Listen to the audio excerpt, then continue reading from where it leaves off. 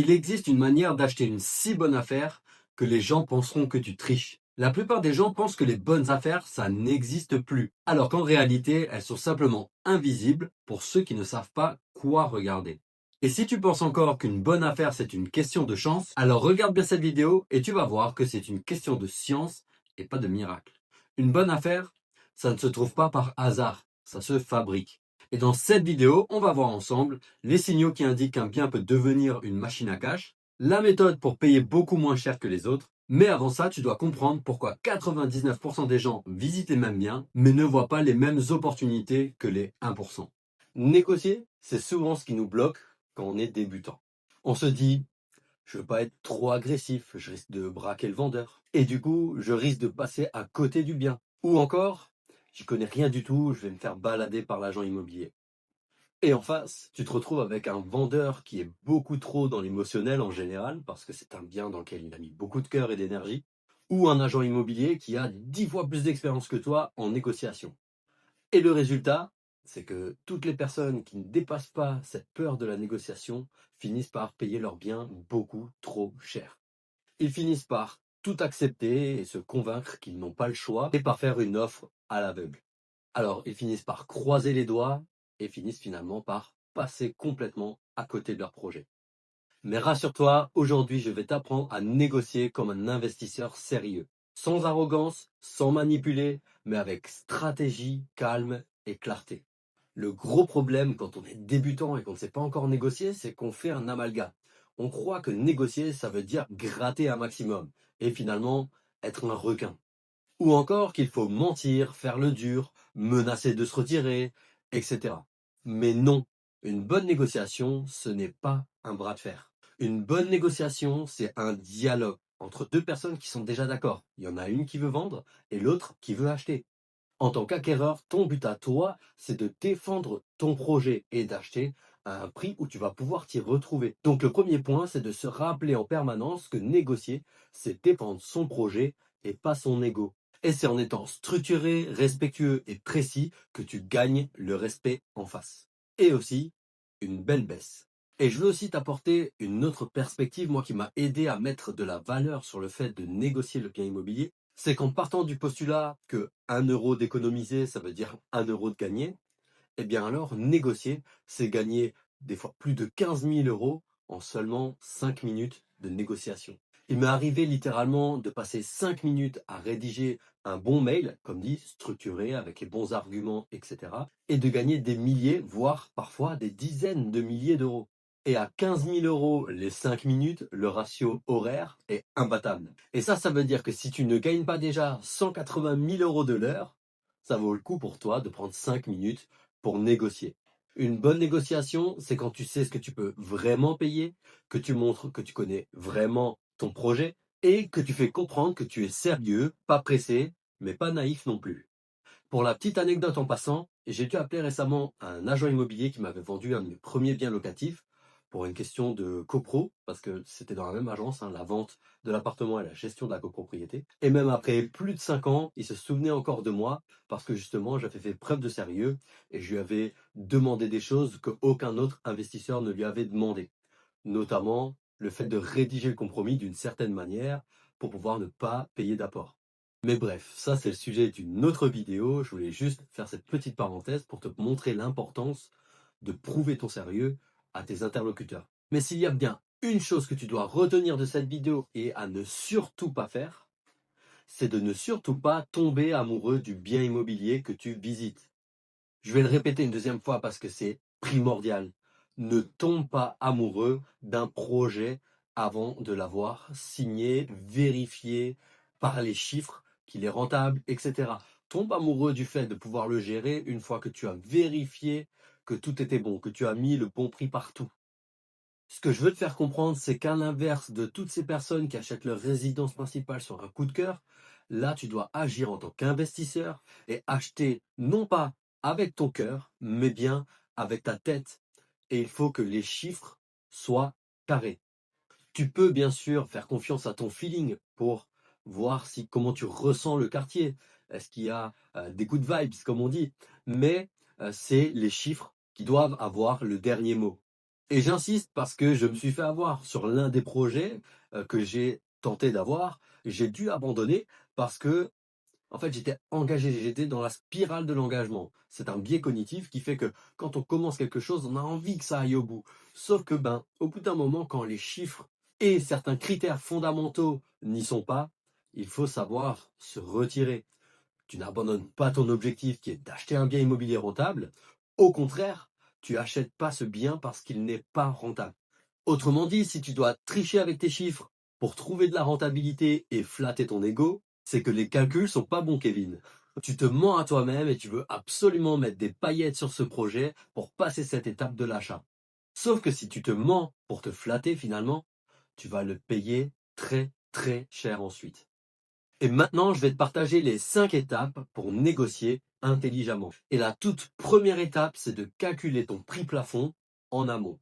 Avant même de faire la première visite, tu dois déjà savoir à quel prix le bien devient rentable pour toi. Tu dois absolument déterminer quel est le coût total de l'opération maximum que tu peux investir, tout simplement en le mettant en face des futurs loyers que tu vas pouvoir percevoir. Et ça, c'est ta première force. Connaître précisément ta limite. Et maintenant, l'étape 2. Mais juste avant, je t'invite vraiment à mettre un like pour que je puisse voir que ces vidéos t'aident.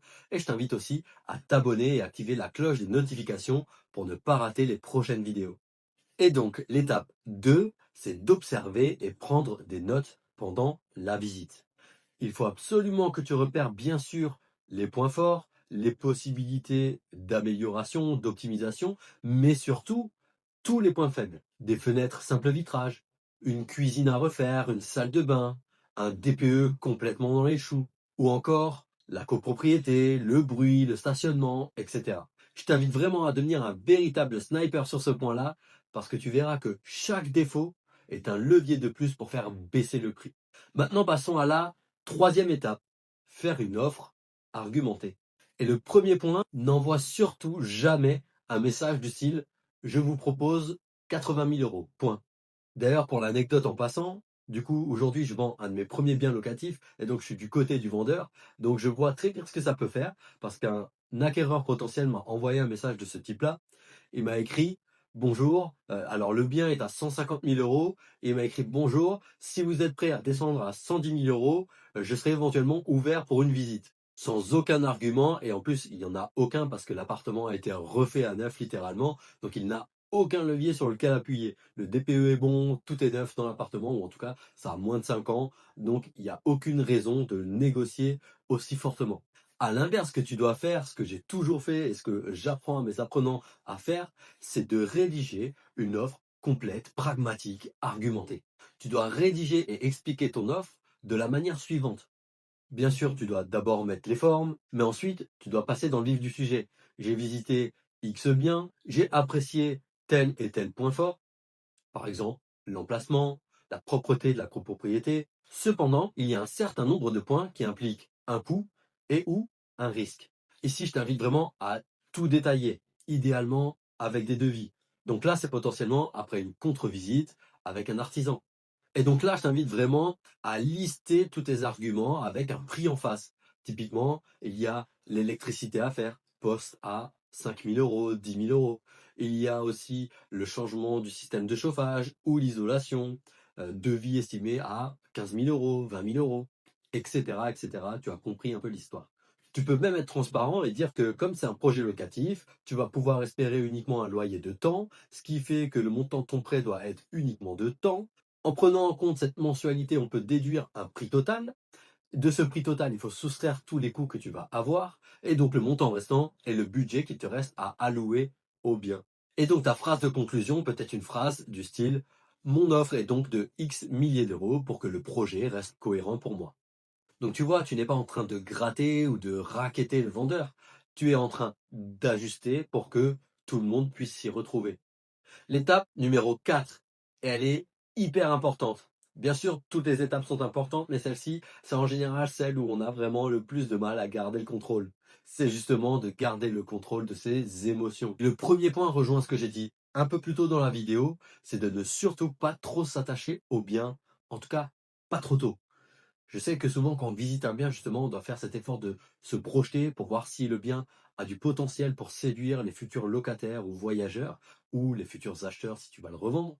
Mais le fait de se projeter va créer un peu un lien émotionnel avec le bien, et il faut surtout pas te faire attraper par ce lien-là. Tu dois faire des projections, mais sans y mettre d'affectif. D'accord? En tout cas, dans un premier temps, c'est hyper important. Le deuxième point, c'est de ne surtout pas rentrer dans le jeu de l'urgence. C'est vraiment une technique de base très connue des agents immobiliers. Alors, parfois c'est vrai, mais ça n'est pas toujours vrai. Mais ils te le diront à chaque fois. Il y a toujours beaucoup de monde qui est intéressé. Alors, cette technique vise à te mettre une pression externe pour que tu te décides rapidement et que tu fasses des erreurs. Alors, ne te laisse surtout pas attraper par cette technique. Reste pragmatique. D'ailleurs, petit indice, il y a tellement de monde qui est intéressé que c'est pour ça que le bien est toujours en vente après 6 mois. Et enfin, le troisième point, c'est de rester focus sur les chiffres pour pouvoir dire non merci à tout moment sans stresser ou regretter. Un investisseur professionnel, c'est quelqu'un qui peut se retirer d'une potentielle affaire sans regret, tout simplement parce que les chiffres ne sont pas bons. Et maintenant, la cinquième et dernière étape, c'est de toujours rester respectueux, mais ferme. Ne sous-estime surtout pas la puissance d'un ton calme cumulé à des chiffres précis. Les vendeurs, et encore plus les agents immobiliers, aiment et préfèrent les gens sérieux que les marchands de tapis. Si tu es respectueux, transparent et précis, tu vas vraiment faire la différence. En résumé, la négociation, ce n'est pas un combat, c'est plutôt un positionnement. Comme je te l'ai déjà dit, vous êtes déjà d'accord. Il y en a un des deux qui veut vendre, il y en a un des deux qui veut acheter.